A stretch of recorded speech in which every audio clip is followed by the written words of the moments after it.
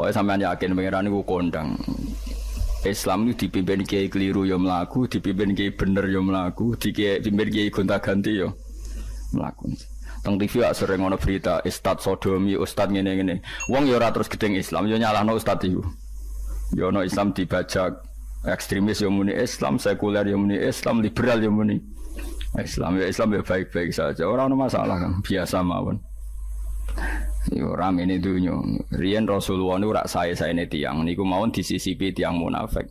Karena ndak ada cerita pendapat itu memuaskan semua napa pihak. Rasulullah rak kesayangane pangeran. Niku pun ndak bisa memuaskan semua orang. Sehingga orang yang kecewa ya jadi munafik. Pemene trimo kiai, trimo presiden, trimo Kapolri, trimo pangam, enggak bisa. Apapun konsepnya itu enggak bisa. Mesti ada yang setuju pendekatan ekstremis itu persuasif. Sing sitok gak harus tegas. Kalau enggak tegas enggak bisa membasmi akar-akarnya. Sing jare persuasif, nak tegas mereka dendam malah kacau negara. Sing sitok kalau enggak tegas mereka ngelama. Ini kan ra iso selesai. Akhirnya nyelesai, aku sing pimpinan nurut. Akhirnya sing pendapatnya gak tinggal. Nurut ya nurut mergo dipecat tapi terus balik lo sidik. Balik lo apa? Sidik. Masjid ge ngoten nasib kiai ge ngoten. Kulo nak di murid kuatah, di santri kathah sing kiai ge kathah. Wono kiai niku sowan kula, Gus, masjid itu ape nganakno zikir Ramadan. Dadi 24 jam full mulai bar subuh sampai sahur. Saking semangat ibadah Ramadan. Terus ibadah ning dia ditakok. Ya nang masjid, Gus. Dadi masjid itu ben makmur, terbaik masjid makmur. Tak omongi. Lah apa ngarit ora ibadah. Apa dadi satpam mergawe iku gak ibadah. Apa nyupir angkot golek nafkah ibadah. Piye kok goblok kira karuan aja muni ngono. Astagfirullah, iki ora urusan iku, Gus. Ya urusane mergo ke takmir dadi ben keren, pas ke takmir masjid rame ngono. Berarti sing nama baiknya kan kowe. Nak pengiran rabuto iku pengiran kepingine seorang bapak golek nafkah. Anake kepingine sekolahan ya satpam teko, ora teko alasane itikaf. Kepingine pangeran ya bis sing tetep jalan dadi wong sing nyetop iku ana bis aja kok mandek mergo itikaf ayo mending. Kecewa lho. Wis bae ku piye dicapik ora cukup. Padahal kula yo nyucup yo hormat tapi tetep gremeng mergo idenya enggak keturutan. Ya kula yang ngerti rai-rai ngono iki wis biasa wae cara kula biasa. Tapi sesuai sadar deh. Bareng ngajak wong ora gelem akhirnya sadar. Jebule ngandel jeneng nganggo sembang kula ya suwi wong luwih ngandel aku timbang kowe. Lah bento tapi ngandel kowe ya. Wong aliran sesat ta men. Ya masjid itu anggere sono salat jamaah iku ya wis rame cara pangeran. Ora perlu rame banget. Nak rame banget terus bakal pentol leren satpam leren supir angkot leren aku cek sepele dokter leren wong ape loro ape loro ape berobat ra iso nak lorone emergensi astagfirullah minamikum taqabbal ya karim ajane semburu leren maling leren copet leren iku ape nek iso ngumpul iku makanya ngaji iku ambek wong alim kan karena orang alim tuh yang tahu duduk perkaranya agama. Seorang lagi yang tahu duduk perkaranya agama. Nabi itu kalau ngendikan itu sampai sahabat itu gak bisa menampung. Kadang menyebut kebaikan satu majelis sampai 63, sampai 70. Misalnya Nabi ngendikan al-imanu bid'un wasituna bid'ah. Iman itu ada 63. Terus nyebut terus. Pertama ngendikan a'la la ilaha illallah, tertinggi adalah kalimat tauhid. Wa adnaha imatatul adza anit thariq, terendah adalah menyingkirkan hal-hal yang mengganggu tiang apa? Mukmin atau mengganggu jalan. Terus ngendikan seperti itu. Sehingga pernah suatu saat Rasulullah itu ngaji di masjid. Rasulullah itu ngaji di masjid. Nabi kalau ngaji di masjid memang di teras jadi terbuka. Terus ada pemuda santai dengan santainya nggo pacul, ngliwati Nabi ngaji diliwati. Nggo pacul ya santai. Singkat cerita semua sahabat itu mencibiri. Celaka betul pemuda itu, ada Rasulullah ngaji tidak ikut tapi dia berlalu saja bawa cangkulnya. Kata Nabi, kamu jangan komentar demikian. Jika dia kerja menafkahi ibunya yang lemah atau anaknya yang lemah, dia juga ibadah dan itu juga sunnahku. Akhirnya sahabat mereka sadar. Jadi untuk meramaikan Islam itu tidak harus semuanya ngaji di masjid. Yang ngapain kerja ya ben kerja. Yang penting orang ada di germo, orang pengedar narkoba. Nah, itu orang kerja, kang perusakan. Jadi sebetulnya orang itu nggak bisa mengatakan kerja mau pengedarkan narkoba itu ndak, pengerusakan itu namanya. Tapi kayak adol pentol, terus hal-hal yang halal itu namanya apa? Kerja. Dan kerja itu ibadah. efek dari perikiran ulama yang seperti ini, akhirnya masjid daerah ulama itu sepi-sepi. Mergo ngomong ngono terus wong wae nak ngono ora perlu ning masjid. Lah iku kesimpulane sing salah. Kok terus kesimpulane nak ngono ora perlu ning masjid bar saiki. Maksudnya orang ngono sing di aktivitas nggih monggo. Nek sing ada akibat timbang turu ning omah kene ngaduk. Aduh ibadah ning masjid aja aduh turu ning masjid. Nah, akhirnya daerah-daerah tertentu yang akeh ulama mesti masjidnya sepi, tak jamin. Jajal gitu loh nih Rembang. Oh, tambah sepi. Karena ulama cara berpikir, jong kerja ya, ibadah ngernet ya, ibadah mulang ya ibadah. Akhirnya mau masjid itu mas raweh. Iku gue golek sing cepet.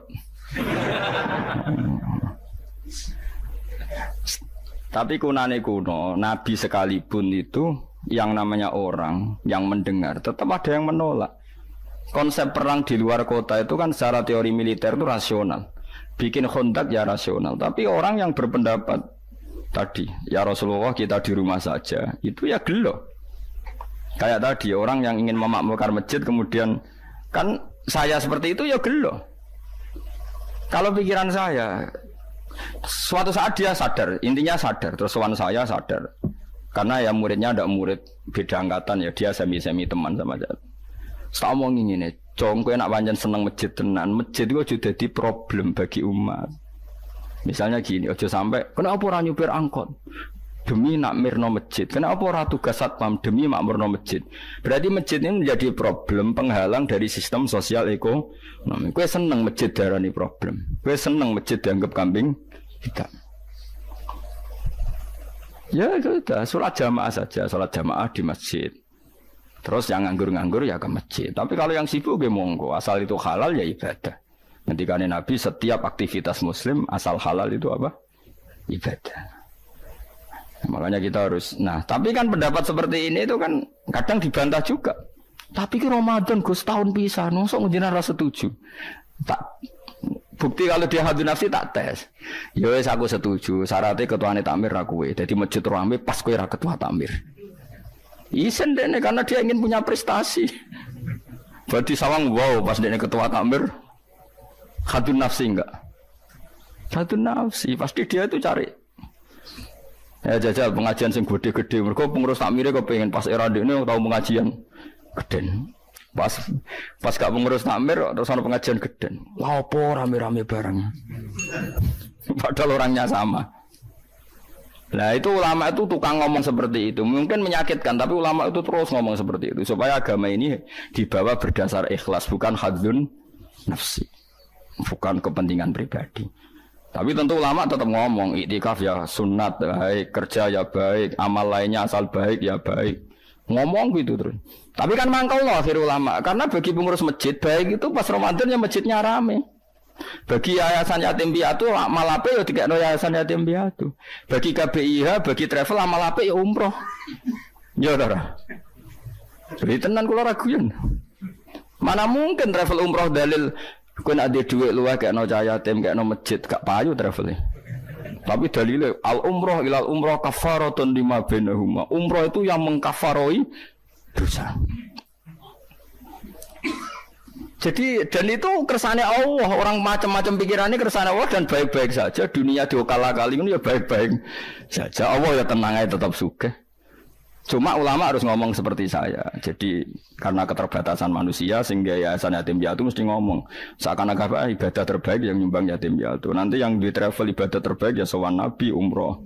Nanti sing jamaah thariqah ya ibadah terbaik itu thariqah. Semua dan itu semuanya baik gak masalah, kita ada. Tidak masalah.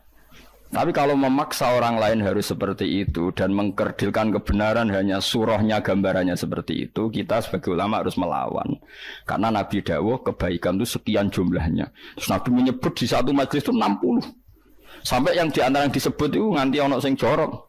Wa fi buti ahadikum sedekah. Kowe ngeloni bojomu iku sedekah. Sampai sahabat takok, "Ya Rasulullah, masa urusan gitu ibadah?" Ayati ahaduna syahwatahu wa huwa la ilaihi ajrun. Masa urusan kelon itu ganjaran ibadah. Terus Nabi jawab, kata Nabi, "Faqih falawadu'a fi haramin akana alaihi wisrun." Kalau andikan dia meletakkan mental seknya atau aktivitas seknya di luar yang halal, apakah itu tidak dosa? Iya ya Rasulullah. Terus kata Nabi, "Wa kadzalika," begitulah kalau diletakkan di halal dia juga dapat apa? Pahala. terakhir Nabi ngendikan takufu syarraka anin nas fa innaha shadaqatun minka ala nafsik. Jika kamu itikaf di masjid tidak bisa, dol pentol tidak bisa, jadi satpam tidak bisa, aktivitas sosial yang menguntungkan orang lain tidak bisa. Takufu syarraka anin nas. Yang penting kamu tidak berbuat buruk yang merugikan manusia. Sehingga sampai ada riwayat dari orang sufi ibadahnya orang zaman akhir itu tidur, karena anak tidur itu gak ganggu wong. Iya, paling bojo tok sepeten. Tapi kan yo nyopet yo ora, zina yo ora, ndelok wong ayu yo ora. Nah, itu sampai Nabi terakhir nyebut. Dari sekian kebaikan tuh kalau gak mungkin kata Nabi takufu syarraka anin nas fa innaha shadaqatun minka ala nafsik. Sementing kamu tidak melukai atau merugikan orang apa? Nah, sehingga misalnya ulama kok ngerti ada orang tidur di rumah, wong apik, gak ganggu wong. Ono bajingan mati, wong apik, sereso bajingan meneh. Nah, akhirnya masyhur orang krono bajingan mati, kiai tenan ya. Saya ge mayit niku, wong gak siap ni saya. Bajingan sih. Saya padahal ning atine kiai nek mati ya apik dong sereso bajingan to. Akhir dari bajingane ya wis mati. Lha sekarang ngakhiri bajingan apik ta elek? Apik. Berarti matine elek ta apik? Apik. Maksudnya kiai apik mati ini ora apik wonge. Lah ngomong gak trimo pikirane apik iku. Wonge lagi ae ndake sepinter maksudnya apik nggih niki ngomong keberatan ayo ngomong apik ya saya kan wedi yo nggih apik lah itu ilmu. Jadi ngaji ilmu itu orang harus punya kesiapan pendapat meskipun itu kita tidak siap. Besi wa wasa antakrahu syai'a wa huwa khairul lakum. Pendapat itu meskipun kamu kadang tidak cocok, bisa saja menurut Islam itu ini lebih apa? Baik, karena tadi kebaikan itu sekian bentuk. Bisa ulah kebaikan itu sekian apa? Bentuk.